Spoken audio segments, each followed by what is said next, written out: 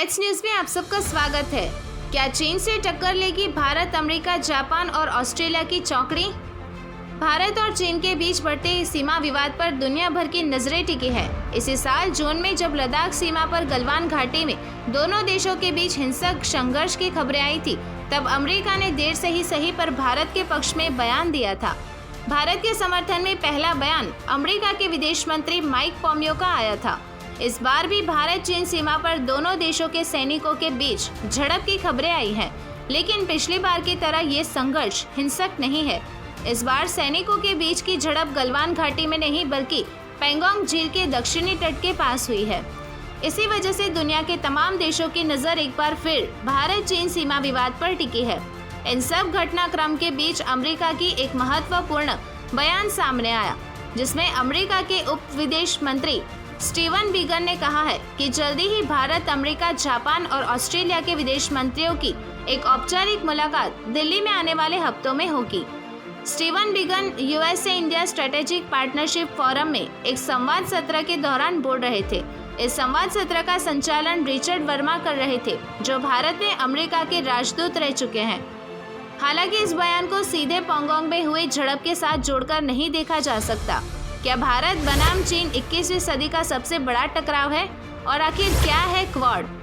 इन चारों देशों के समूह को द क्वाड्रिलैटरल सिक्योरिटी डायलॉग क्यूसेड यानी कि जिसे क्वाड के नाम से भी जाना जाता है, ये अमेरिका, भारत, जापान और ऑस्ट्रेलिया के बीच अनौपचारिक राजनीतिक वार्ता समूह है।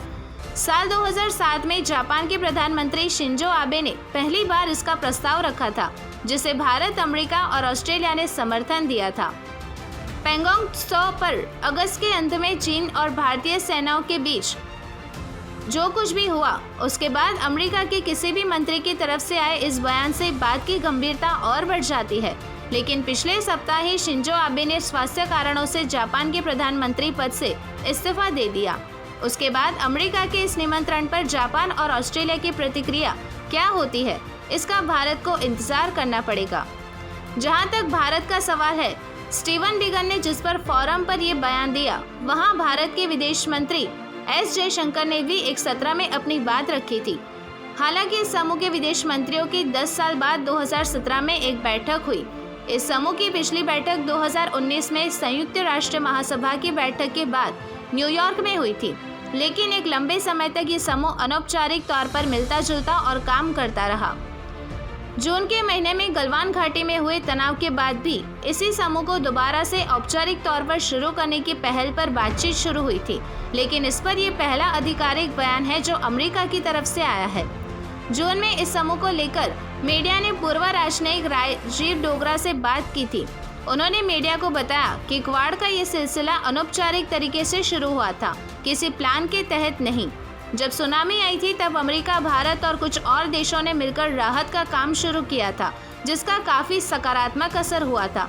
उसे लगा कि हम कई चीजों में साझेदारी कर सकते हैं जो डिफेंस से जुड़ा नहीं हो, लेकिन लोगों के फायदे के लिए हो। इसके अलावा जब सोमालिया के समुद्री लुटेरों के खिलाफ ऑपरेशन शुरू हुए, उसमें भी अमेरिका, भारत और कुछ और देशों ने मिलकर काम किया। इसके नतीजे भी अच्छे थे। इन देशों को लगने लगा कि हम मिलकर काम कर सकते हैं। डोगरा ने कहा था कि जब साउथ चाइना समुद्र में चीन ने अपनी प्रभुता दिखानी शुरू की तो सबको चिंता होने लगी कि दुनिया के नियमों को ताक पर रखकर चीन अपनी मर्जी चलाने लगेगा। भारत, जापान, ऑस्ट्रेलिया का कारोबार इस रास्ते से होता है। क्वाड कोई आक्रामक रवैया नहीं है, ये कुछ देशों के विचारों का मिलन है कि दुनिया नियमों और कानूनों से चलनी चाहिए।